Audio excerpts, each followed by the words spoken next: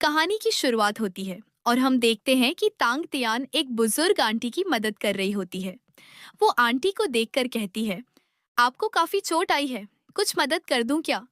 Aunty बोलती है, तू मेरी फिक्र मत कर, मैं ठीक हूँ। दरअसल वो आंटी एक डिलीवरी लेडी होती है और तांग तियान उनका एक पार्सल डिलीवर करने में उनकी हेल्प करती है। जब तांग तियान पार्सल देने जाती है तो वहां उसे अपने बॉयफ्रेंड को अपनी सौतेली बहन यान कियान के साथ देखकर बहुत गुस्सा आ जाता है। और जब उसे पता चलता है कि दोनों ने शादी भी कर ली है तो उसके तो होश ही उड़ जाते हैं। वो गुस्से में लू चोंग से कहती है, मुझे तो याद है कि हमने कभी ब्रेकअप नहीं किया, तो तुमने यान कियान से शादी कैसे कर ली? लू चोंग जवाब देता है, तुम्हें मेरे रिश्ते पर बोलने का कोई हक नहीं है, और वैसे भी अब यन कियान मेरी बीवी है, बेहतर होगा तुम यहाँ से चली जाओ। ये सुनकर तांग तियान और भी ज्यादा हर्ट होती है, लेकिन फिर भी अपने गुस्से को कंट्रोल करने की कोशिश करती है। उधर लू चोंग सोच रहा होता है कि उसने सही लड़की से शादी की है, क्योंकि यान कियान ही मिस्टर तांग की फेवरेट बेटी है और उसके कहने पर वो कुछ भी कर देंगे। यन कियान यानी कि उसकी उसकी सौतेली बहन तांग तियान का मजाक उड़ाते हुए कहती है, अब मेरी शादी लू चोंग से हो गई है, अब तुम्हें अपने पुराने रिश्ते को भूल जाना चाहिए। तांग तियान गुस्से में अपना फोन निकालती है और एक वीडियो दिखाकर कहती है, यही वो वीडियो है जो कुछ दिन पहले तुमने भेजा था, जिसमें तुम मुझसे प्यार का इजहार कर रहे थे, और अब तुमने यान कियान से शादी कर ली। यही है तुम्हारा प्यार? ये बोलते बोलते तांग तियान का गुस्सा और बढ़ जाता है और वो अपने हाथ का पार्सल यान कियान पर फेंक देती है। लू चोंग बीच में आकर उसे बचा लेता है। यन कियान फिर भी रुकती नहीं और तांग तियान की माँ की बेइज्जती करते हुए कहती है, तुझे अपनी माँ के साथ ही मर जाना चाहिए था। अगर तू मर जाती तो मैं और मेरी माँ तेरे पापा के साथ सुकून से रह सकते थे। ये सुनकर तांग तियान का गुस्सा सातवें आसमान पर पहुंच जाता है और वो यन कियान को थप्पड़ मार देती है। इसके बाद थोड़ी देर की लड़ाई के बाद एक फ्लैशबैक दिखाया जाता है, जिसमें ये पता चलता है कि मिस्टर तांग ने तांग तियान की माँ को छोड़कर यान कियान की माँ से शादी कर ली थी, और इसी दुख में तांग तियान की माँ की तबीयत बिगड़ गई और वो चल बसी। फिर कहानी वापस प्रेजेंट में आती है, जहाँ लू चोंग और यन कियान तांग तियान के साथ बुरा बर्ताव कर रहे होते हैं। ये सब देखकर वो बुजुर्ग आंटी, डिलीवरी वाली, उसे बचाने आती है। लू चोंग उसे मामूली समझकर थप्पड़ मारने वाला ही होता है कि तभी कहानी में एंट्री होती है मेल लीड सुयाओ की। सुयाओ एक बहुत बड़ा अमीर बिजनेसमैन, सीईओ होता है, लेकिन तांग तियान को अभी उसके बारे में कुछ नहीं पता होता। वो बुजुर्ग आंटी असल में सुयाओ की माँ होती है, मैडम सू। थोड़ी देर बहस के बाद लू चोंग और यान कियान वहां से चले जाते हैं। मैडम सू सोचती है कि तांग तियान बहुत अच्छी लड़की है और क्यों ना वो अपने बेटे की शादी उसी से करवा दे। दरअसल वो पहले से चाहती थी कि उनका बेटा किसी समझदार लड़की से शादी करे। दूसरी तरफ तांग तियान सुयाओ को देखकर सोचती है कि वो कितना अच्छा दिखता है।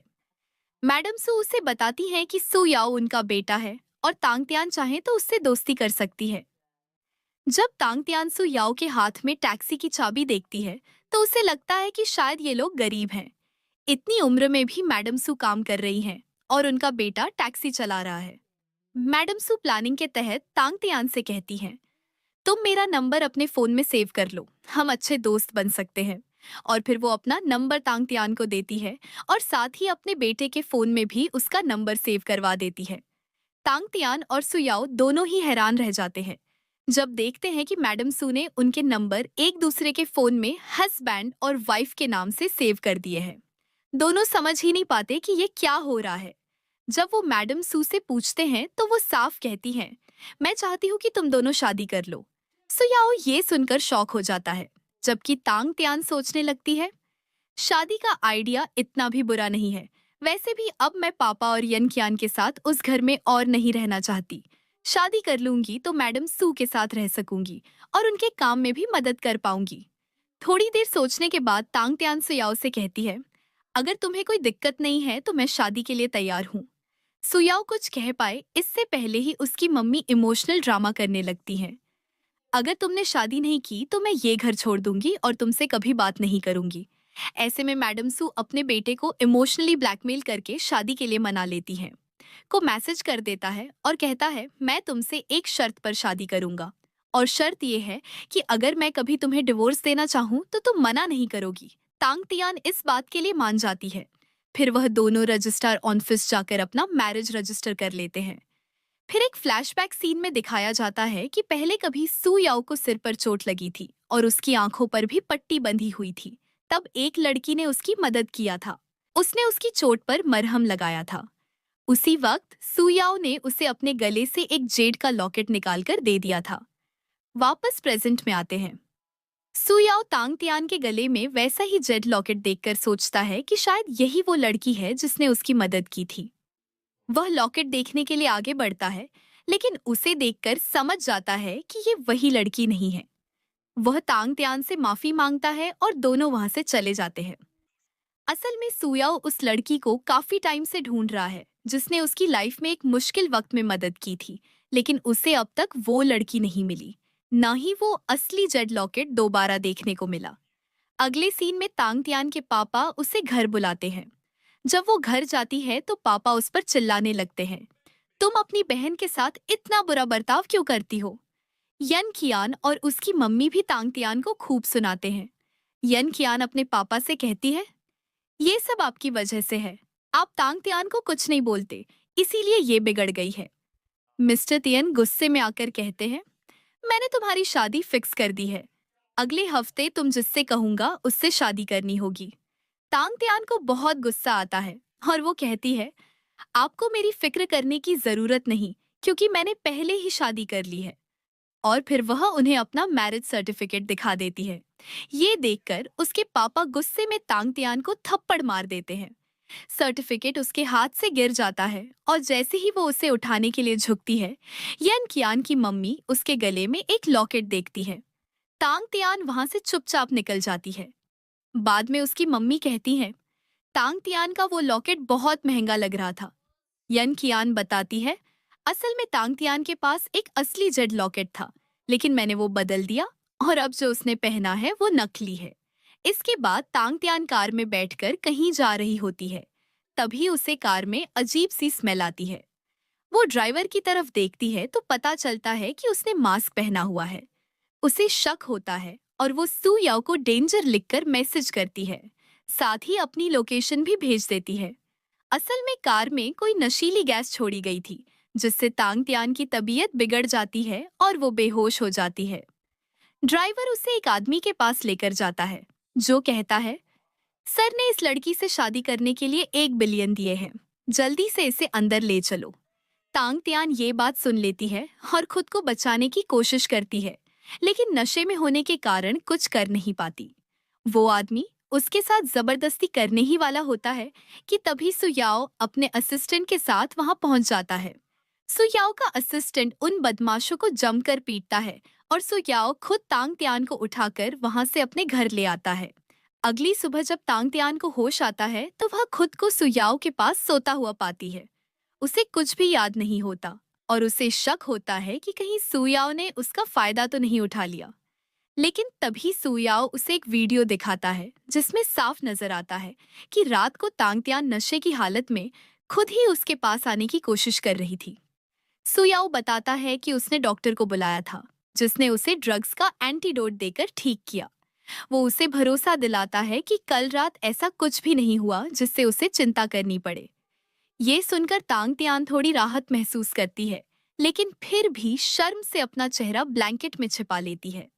दूसरे सीन में सोयाओ का असिस्टेंट उसे बताता है कि पिछली रात जो कुछ भी तांग त्यान के साथ हुआ वो एक सोची समझी साजिश थी। दरअसल श्रीतन अपनी बेटी की किसी और से शादी करने के लिए जानबूझकर किसी को बेचने की कोशिश की थी।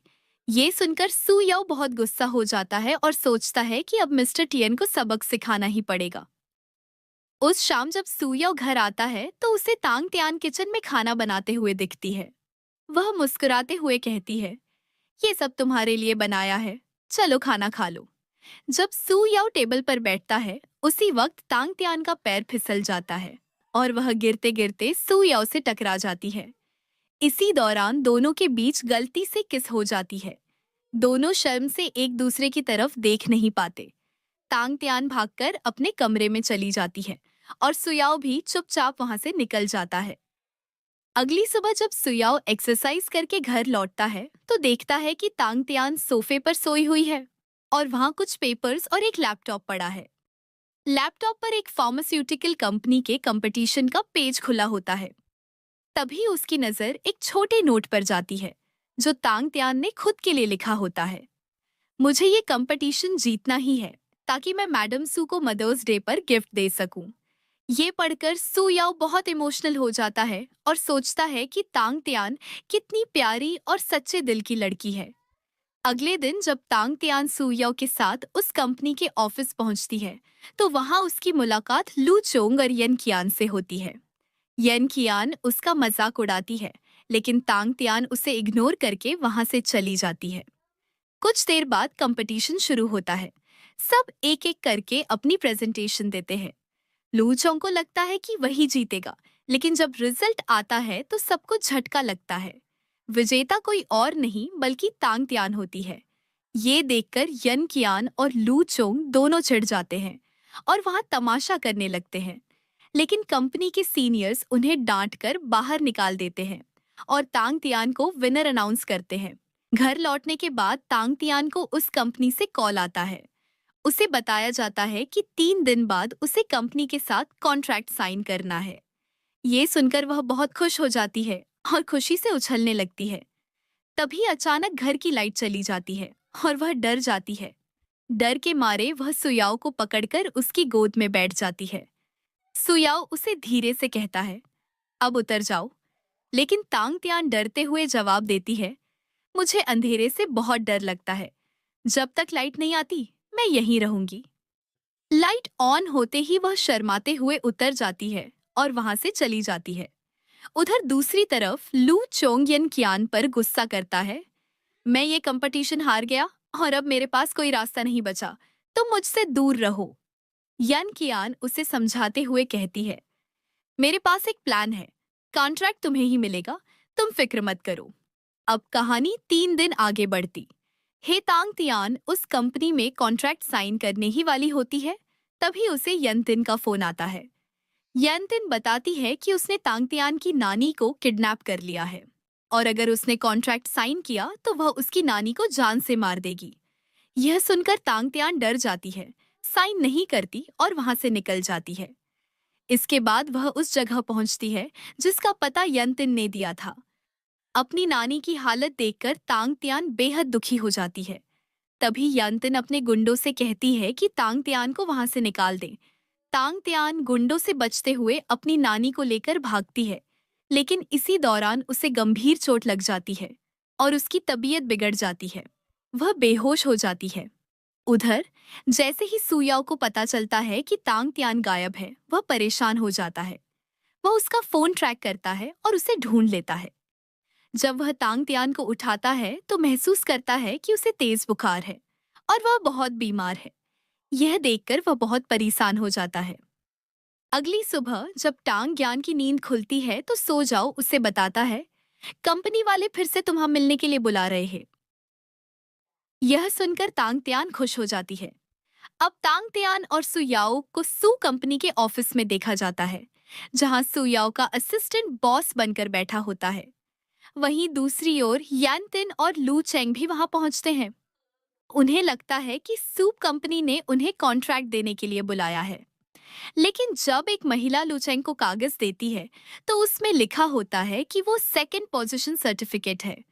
यह देखकर लू चेंग को बहुत गुस्सा आता है। उन्हें बताया जाता है कि सू कंपनी तांग तियान को साइन करने जा रही है। यह सुनकर वे हंगामा करने लगते हैं और जोर जोर से चिल्लाते हैं। लेकिन सू याओ का असिस्टेंट उन्हें डांटकर वहां से जाने को कहता है और ऑफिस से निकाल देता है। शाम को तांग त्यान शॉवर लेने के बाद अपने कमरे की तरफ जा रही होती है। तभी ज्यादा पानी गिर जाने से उसका पैर फिसलता है और वह गिरने वाली होती है। तभी सुयाओ उसे देख लेता है और गिरने से पहले पकड़ लेता है। इस दौरान दोनों की किस हो जाती है और वे एक दूसरे से शर्माने लगते हैं।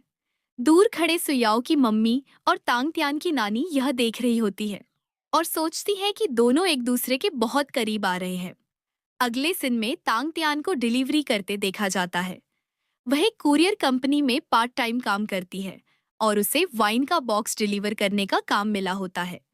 जैसे ही वह डिलीवरी करने पहुंचती है, अंदर से सु याओ का असिस्टेंट आता है। वह तांग तियान को देखकर हैरान हो जाता है और जोर जोर से उसका नाम लेकर बात करता है ताकि सु याओ छुप सके और उसकी सच्चाई सामने न आए।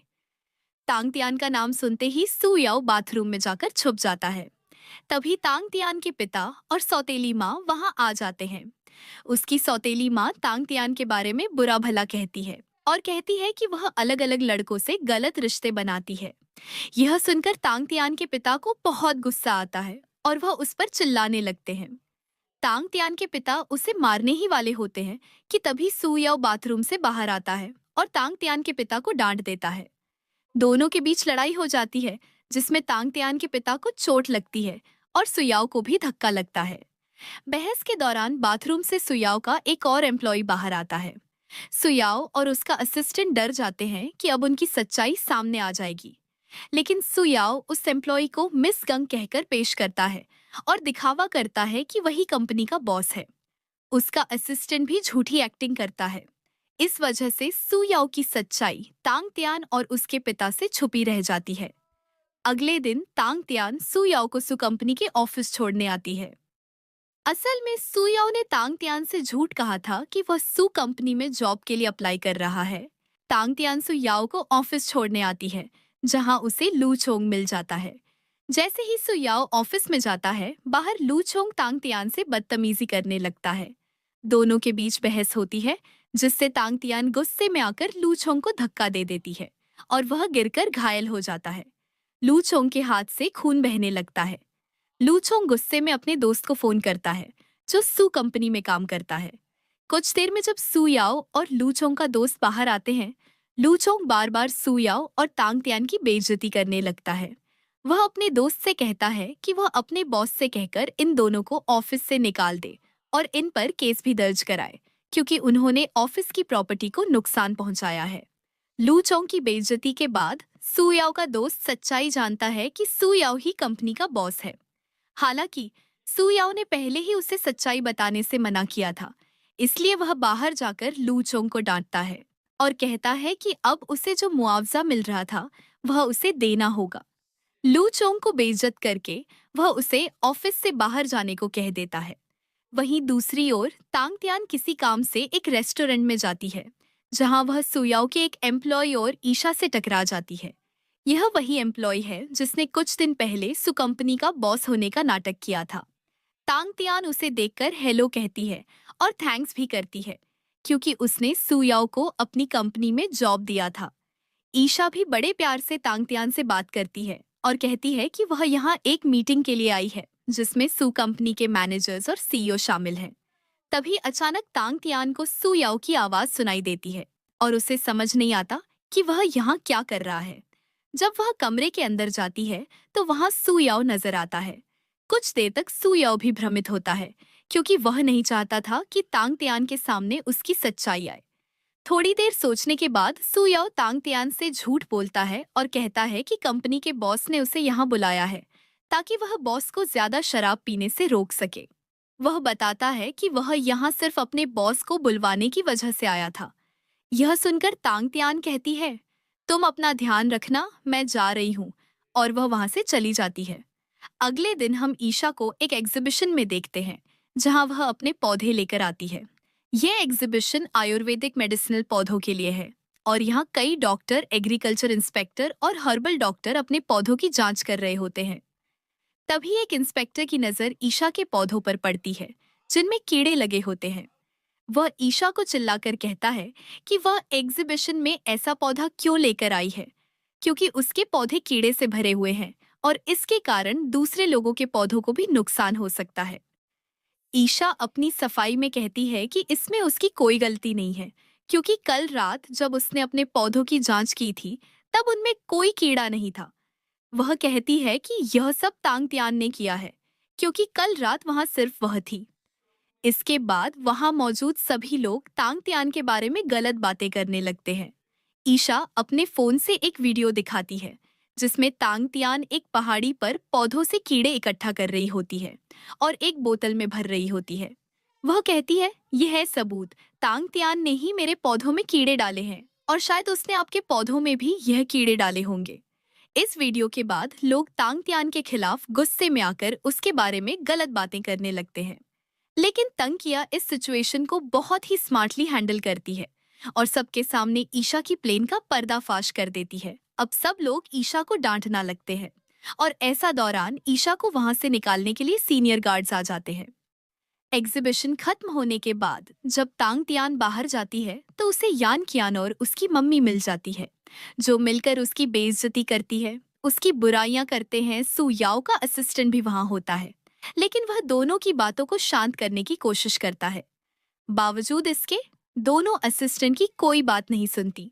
यान कियान की मम्मी इतनी गुस्से में होती हैं कि वह तांग तियान को मारने तक की धमकी देती है, लेकिन सू याओ बीच में आकर तांग तियान को बचा लेता है।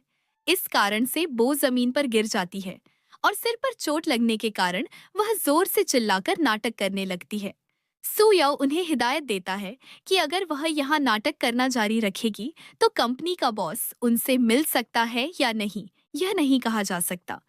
यह सुनकर यंतिन की मम्मी और भी गुस्से में आकर सू याओ की बेइज्जती करने लगती है, लेकिन सू याओ के असिस्टेंट उन्हें बताता है कि वह कंपनी के एक स्पेशल एम्प्लॉय है और कंपनी के बॉस उनकी बातों को सुनते हैं। यह सुनकर यंतिन और उसकी मम्मी हैरान रह जाती हैं और फिर वह बड़े ही प्यार से सू याओ से बात करने लगती है। यह सब कुछ करने का उनका मकसद सिर्फ यही था कि वो सू फार्मास्यूटिकल कंपनी के बॉस से मिल पाए, लेकिन सू याओ उन्हें बेइज्जत कर देता है और उन्हें जाने के लिए कह देता है। इसके बाद यन कियान और उसकी मम्मी बार बार सू याओ से रिक्वेस्ट करती हैं कि वह उन्हें बॉस से मिलवाए, लेकिन सू याओ उन्हें एक शर्त देता है कि यदि तांग तियान 100 बार झुककर माफी मांगे तब वह अपने बॉस से कहकर उनकी मदद करेगा। यह सुनकर मम्मी यान कियान से कहती हैं कि वह शर्त मान ले और माफी मांगे। या कियान बार बार झुककर माफी मांगने की कोशिश करती है, लेकिन इसके कारण उसके सिर पर चोट लग जाती है। जब वह माफी मांगने की कोशिश करती है तो उसकी मम्मी उसे और भी ज्यादा झुका देती है। इसके बाद मम्मी उस कंपनी की बस से मिलने के लिए कहती है, लेकिन तू या उन्हें बताता है कि अब मिलने का कोई फायदा नहीं, क्योंकि कंपनी पूरी तरह पर बात हो चुकी है। ये कहते हुए सुयाओ अपने फोन में उन दोनों को एक न्यूज दिखाता है। न्यूज में बताया जाता है कि टांग फार्मास्यूटिकल कंपनी पूरी तरह से बर्बाद हो चुकी है। यह देखकर यान कियान और उसकी मम्मी हैरान रह जाती हैं। सुयाओ और उसका असिस्टेंट बताते हैं कि शायद यह सब लू चोंग के कारण हुआ है, क्योंकि एक दिन लू चोंग ने कंपनी ऑफिस में बहुत बुरा तमाशा किया था और कंपनी के बॉस को ऐसे लोग बिल्कुल पसंद नहीं आते। आउटसाइड इसीलिए बॉस ने लू चैंग का गुस्सा आपकी कंपनी पर निकला हो। इसके बाद यान कियान और उसकी मम्मी लू चोंग के बारे में बुरी बातें करने लगती हैं और वो अपनी बेटी पर भी चिल्लाती है, क्योंकि उसमें एक निकम्मे लड़के से शादी किया है। फिर सुयाओ का असिस्टेंट लू चोंग को फोन करके कंपनी ऑफिस में बुला लेता है। लू चोंग गुस्से में आकर यान और उसकी मम्मी को चिल्लाने लगता है और कहता है कि वह उनकी कंपनी की बर्बादी के लिए जिम्मेदार है। इस दौरान लू चोंग यान को जमीन से उठाकर जोर जोर से मारने लगता है और उसे कहता कि तुम अपनी कंपनी डूबने के बाद मेरी बदनामी करने की कोशिश कर रही हो। वह सबके सामने यान कियान को बिल्कुल जानवरों की तरह ट्रीट करता है। जब मम्मी उसे बचाने आती है तो वह उनके साथ भी बदसलूकी करता है। यह तमाशा कंपनी ऑफिस के बाहर चल रहा होता है। तांग तियान, जो ये सब देख रही होती है, परेशान हो जाती है और सुयाओ से कहती है कि हम यहाँ से चले जाएं, क्योंकि लू चोंग यान कियान की मम्मी को बहुत बुरी तरह से मार रहा है। जब लू चोंग उन्हें मार रहा होता है तो यन कियान को बहुत खून आ जाता है और उसकी हालत खराब हो जाती है। इसको देखकर तांग तियान गुस्से में आ जाती है और सुयाओ की तरफदारी करने लगती है। अगले सीन में हम तंग तियान को एक किटी पार्टी में देखते हैं। तांग तियान की क्लासमेट जो ये सब देख रही होती है, तांग तियान से पूछती है, तुम्हारा हस्बैंड क्या करता है? तांग तियान बताती है कि उसका हस्बैंड सु फार्मास्यूटिकल कंपनी में ड्राइवर का काम करता है। यह सुनते ही उसकी क्लासमेट और ज्यादा मजाक उड़ाने लगती है, जिससे तांग तियान और भी परेशान हो जाती है। तांग तियान की एक दूसरी सहेली उसकी दोस्त के बॉयफ्रेंड की तारीफ करते हुए कहती है, स्कूल में तुम लाजवाब थी, लेकिन अब देखो, उसका बॉयफ्रेंड एक सीईओ है, जबकि तुम्हारा बॉयफ्रेंड तो सिर्फ एक ड्राइवर है। यह सुनकर तांग त्यान का गुस्सा बढ़ जाता है और वह गुस्से में उठकर पानी का गिलास गिरा देती है। जब उस सहेली का बॉयफ्रेंड गुस्से में आकर तांग त्यान पर हाथ उठाने की कोशिश करता है, तो सू याओ उसे रोक देता है और सबके सामने सच बताता है कि उस सहेली का बॉयफ्रेंड जो जीन्स कंपनी का सीईओ होने का दावा कर रहा था, वह झूठ बोल रहा है। असल में उस कंपनी का सीईओ कोई और है। सू याओ अपने फोन में उस कंपनी के सीईओ की तस्वीर दिखाता है, जिससे तांग तियान के दोस्त को अपने बॉयफ्रेंड की असलियत का पता चलता है। यह देखकर वह गुस्से में आकर शोर मचाने लगता है। तांग तियान बुरी तरह से परेशान हो जाती है और गुस्से में वाइन का गिलास उठाकर कहती है, मैं इस ड्रिंक को खत्म करके आपसे दोस्ती भी खत्म कर दूंगी। यह कहकर वह वाइन का गिलास जल्दी से खत्म कर देती है और सुयाओ के साथ वहां से निकल जाती है।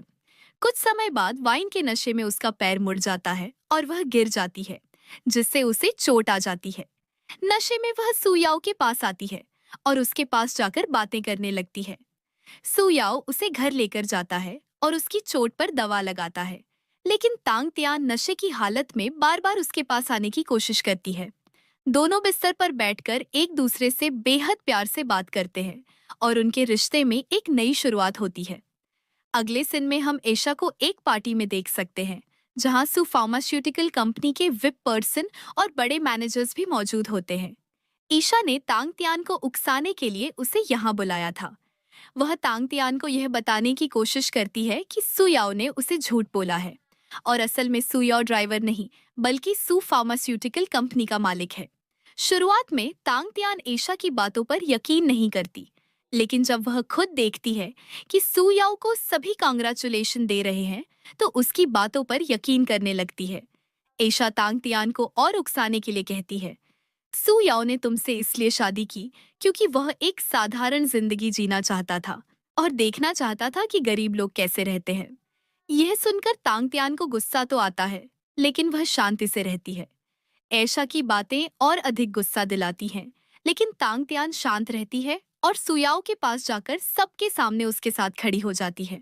वह सभी से पोलाइटली बात करती है और सुयाओ के बिजनेस पार्टनर्स से भी मिलती है। पार्टी के बाद तांग तियान और सुयाओ के बीच एक बड़ी बहस हो जाती है। तांग तियान सुयाओ से कहती है, मैंने पार्टी में सबके सामने सिर्फ तुमसे प्यार से बात की, क्योंकि मैं नहीं चाहती थी कि हमारी लड़ाई की वजह से तुम्हारी इज्जत पर सवाल उठे। लेकिन सच ये है कि तुम्हारे झूठ ने मुझे बहुत दुख पहुंचाया है और अब मैं तुम्हारे साथ नहीं रह सकती। यह कहकर वह सुयाओ से तलाक मांगने लगती है और गुस्से में वहां से निकल जाती है। यह देखकर सुयाओ को बहुत बुरा लगता है और वह उसे रोकने की कोशिश करता है, लेकिन तांग तियान उसकी एक भी बात नहीं सुनती और चली जाती है। इसी बीच लू चोंग यह सब देखता है और तांग तियान का पीछा करता है। वह उसे रोककर शोर मचाने लगता है। लू चोंग नशे में होता है और तांग तियान से गुस्से में बुरी बातें करता है, लेकिन तभी सू याओ वहां आ जाता है। जैसे ही लू चोंग चाकू से तांग तियान को नुकसान पहुंचाने वाला होता है, सू याओ आगे बढ़कर उसे बचा लेता है, लेकिन इस दौरान उसे गंभीर चोट लग जाती है और वह बेहोश हो जाता है। अगले सीन में हम सू याओ को हॉस्पिटल में बेहोश पड़े हुए देखते हैं, जहां उसकी हालत काफी गंभीर होती है। वहीं तांग तियान भी हॉस्पिटल में होती है। जब तांग तियान को होश आता है, तो सू याओ का असिस्टेंट आकर तांग तियान को बताता है कि सू याओ की हालत बहुत खराब है।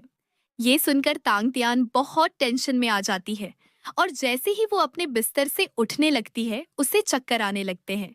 लेकिन वो मुश्किल से हिम्मत जुटाकर सू याओ के कमरे तक पहुंचती है। वो जोर जोर से रोने लगती है और कहती है, तुम जल्दी ठीक हो जाओ, फिर हम अपने रिश्ते की नई शुरुआत करेंगे। उसे बहुत बुरा लगता है कि सू याओ को इस हालत में लाने के पीछे वो खुद जिम्मेदार है और वो बहुत उदास हो जाती है। जैसे ही सू याओ होश में आता है, वो तांग तियान पर गुस्सा करता है, लेकिन फिर माफी मांग लेता है। सू याओ बार बार माफी मांगते हुए कहता है, तुम बस मुझे डिवोर्स मत देना, मैं तुमसे वादा करता हूँ कि अब कभी झूठ नहीं बोलूंगा। वो यही बातें बार बार कह रहा होता है। तभी सू याओ की माँ और तांग तियान की नानी आ जाती हैं। दोनों तांग तियान से कहती हैं, तुम दोनों की शादी वैसे भी ठीक नहीं हुई है, तो जब सू याओ ठीक हो जाएगा तब तुम दोनों अच्छे से शादी कर लेना। हम सारे फंक्शंस करेंगे और तुम्हारी शादी बहुत अच्छे तरीके से होगी। ये सुनकर सुयाओ को अच्छा लगता है और सुयाओ की माँ ये भी कहती है, अब हमें सुयाओ से ज्यादा तांगतियान की फिक्र है। ये सुनकर सुयाओ घबराता है और फिर से तांगतियान से माफी मांगने लगता है। वहीं दूसरी ओर हम सुयाओ के असिस्टेंट को देखते हैं, जो सुयाओ के एक दोस्त के साथ हॉस्पिटल के बाहर बात कर रहे होते हैं। वो दोनों 5 साल पहले हुए एक हादसे के बारे में बात कर रहे होते हैं, जब सुयाओ एक पहाड़ से गिर गया था और उसे काफी चोट आई थी। उस वक्त एक लड़की ने उसकी मदद की थी और उसकी जान बचाई थी। बदले में सुयाओ ने उस लड़की को एक जेड पेंडेंट दिया था। ये सारी बातें तांगतियान की सौतेली बहन और माँ दूर से सुन लेती है और वो सोचने लगती है कि जो लॉकेट उसके पास है वो वही हो सकता है जो सुयाओ ने उस लड़की को दिया था। वो दोनों ये भी सुन लेती है कि सुयाओ ने उस लड़की का चेहरा नहीं देखा था। इन सारी बातों को सुनकर यान कियान बहुत खुश होती है और सोचती है कि अब वो पेंडेंट का इस्तेमाल करके सुयाओ से पैसे ले सकती है और उनका रिश्ता भी खराब कर सकती है। अगले सीन में हम तांगतियान को एक रेस्टोरेंट में बैठे हुए देखते हैं, जहां वो सुयाओ का इंतजार कर रही होती है। वो बार बार सुयाओ को कॉल करती है, लेकिन सुयाओ उसका फोन नहीं उठाता। थोड़ी देर बाद रेस्टोरेंट की एक वर्कर आकर तांगतियान से कहती है कि रेस्टोरेंट बंद होने का समय हो गया है। ये सुनकर तांगतियान कहती है, मुझे माफ करना, मैं अभी जाती हूँ। जैसे ही वो खड़ी होती है, उसे अचानक से चक्कर आने लगते हैं। वर्कर तांगतियान की मदद करने के लिए कहती है, क्या मैं एम्बुलेंस बुलवा दूं? तांगतियान कहती है, तुम फिक्र मत करो, मैं खुद हॉस्पिटल चली जाऊंगी। रेस्टोरेंट से निकलकर तांगतियान हॉस्पिटल जाती है, जहां उसे डॉक्टर से पता चलता है कि वह प्रेग्नेंट है। इस बीच हम सुयाओ को एक लड़की से मिलते हुए देखते हैं, जो उसे एक जेड लॉकेट दिखाकर कहती है, मैं वही लड़की हूँ जिसने 5 साल पहले तुम्हारी जान बचाई थी। लेकिन तभी तांगतियान दूर से सुयाओ को उस लड़की के साथ देख लेती है और उसे बहुत बुरा लगता है। वह सोचती है ये खुद ही रेस्टोरेंट में नहीं आया और अब ये इस लड़की के साथ यहाँ पर क्या कर रहा है। उसके मन में बहुत ही बुरे बुरे ख्याल आने लगता है कि कहीं सुयाओ मेरे साथ चीट तो नहीं कर रहा है। मैं वहां घंटों इसके इंतजार करती रही, लेकिन ये इस लड़की के साथ इतना मसरूफ था कि उसने मुझे एक बार कॉल करना भी जरूरी नहीं समझा। क्या ये सच में मुझे धोखा दे सकता है, या ये शायद मेरी गलतफहमी है? पहले तो तांगतियान को प्रेगनेंसी का शौक लगता है, लेकिन फिर वो सुयाओ को किसी और लड़की के साथ देखती है, जहां सुयाओ उसे के साथ प्यार से बात कर रहा होता है। तांगतियान इन सब चीजों से परेशान होकर सुयाओ के ऑफिस जाती है, जहां उसे कुछ पेपर्स मिलते हैं, जिनमें एक नोट होता है जो सुयाओ ने लिखा था। नोट में वो लिखता है, मैं बहुत टाइम से एक लड़की को ढूंढ रहा हूँ और मैं उससे शादी करना चाहता हूँ। मैं तांगतियान से सिर्फ एक नकली शादी कर रहा था, ताकि मेरी माँ मुझे बार बार परेशान ना करे। ये नोट पढ़ने के बाद तांगतियान को और भी बुरा लगता है और उसकी तबीयत भी खराब होने लगती है। अगले सीन में सुयाओ के असिस्टेंट को देखा जाता है, जो सुयाओ को बताता है कि तांगतियान की तबीयत खराब हो गई है और अब उसे ये भी पता चल गया है कि तांगतियान प्रेग्नेंट है। ये सुनकर सु याओ बहुत परेशान हो जाता है और तुरंत हॉस्पिटल जाता है। बारिश की वजह से हर तरफ रोड जाम हो चुका था। फिर भी सु याओ तांगतियान से मिलने के लिए अपनी कार से उतर जाता है और जोरदार बारिश में भीगकर अपने वाइफ के पास पहुंचता है। हॉस्पिटल पहुंचकर सु याओ तांगतियान को देखता है और घबराकर बार बार पूछता है, क्या हमारा बच्चा ठीक है?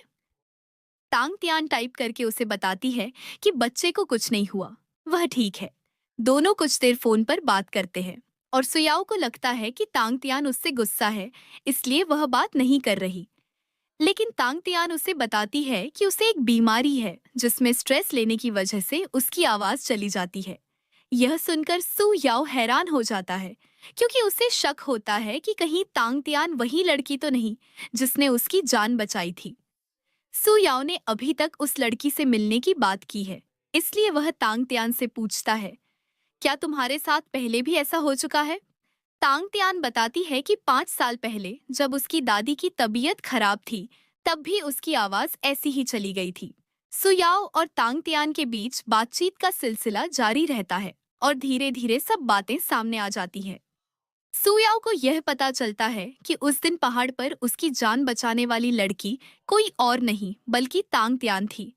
तांग त्यान भी यह जानकर खुश हो जाती है कि जिस आदमी की उसने जान बचाई वह सुयाओ ही है। दोनों इस बात से खुश होते हैं और उनकी मिसकम्युनिकेशन क्लियर हो जाती है।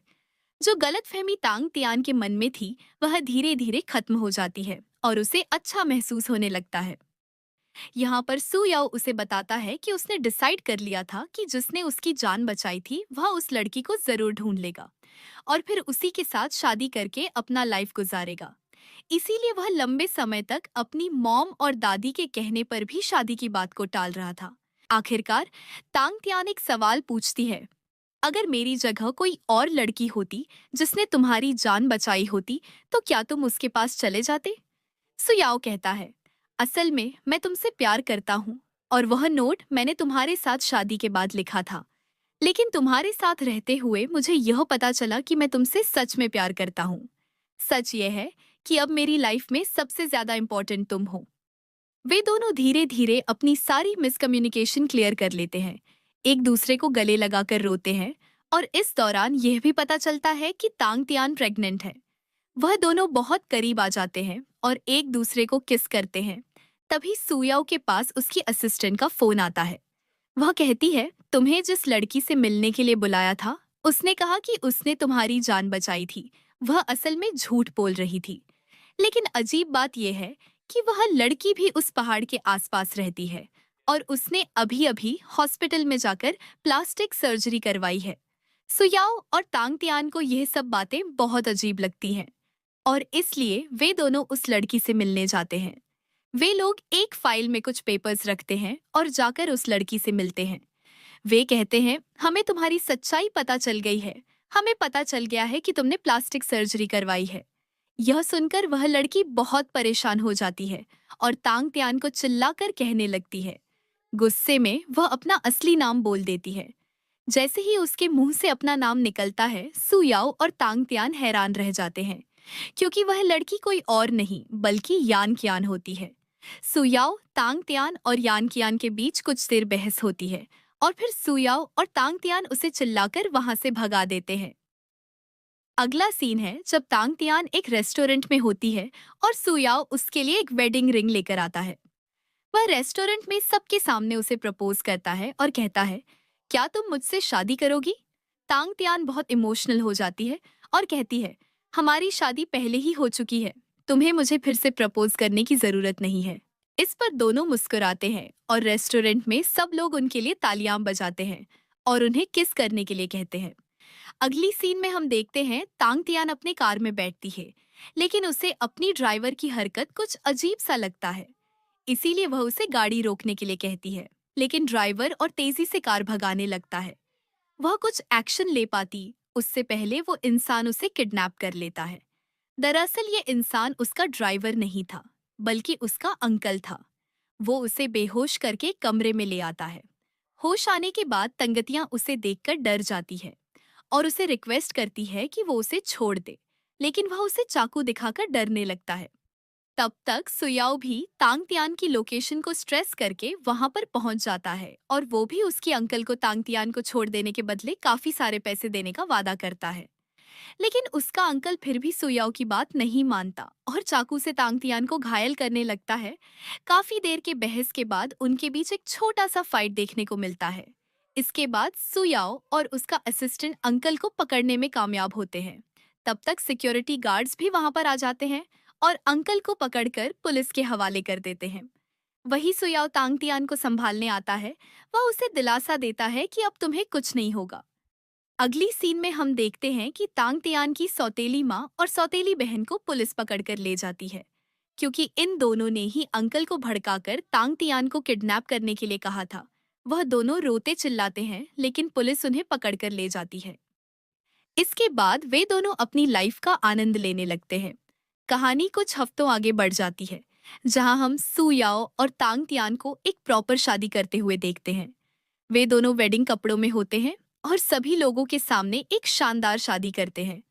कुछ महीनों बाद हम देखते हैं कि तांग तियान को अस्पताल में लाया जा रहा है। वहां पर वो एक क्यूट से बच्चे को पैदा करती है सुयाओ अपने बच्चों को अपने सीने से लगता है और वह सब लोग हंसी खुशी एक साथ रहने लगते हैं और इस तरह ड्रामा खत्म हो जाता है। दोस्तों, अगर आप अभी तक वीडियो पर मौजूद हैं तो आपको यह वीडियो जरूर पसंद आया है। और अगर आपको यह वीडियो पसंद आया है तो प्लीज वीडियो को लाइक और शेयर करना बिल्कुल भी मत भूलें, क्योंकि आपका हर एक लाइक, हर एक कमेंट हमारे लिए बहुत मायने रखता है।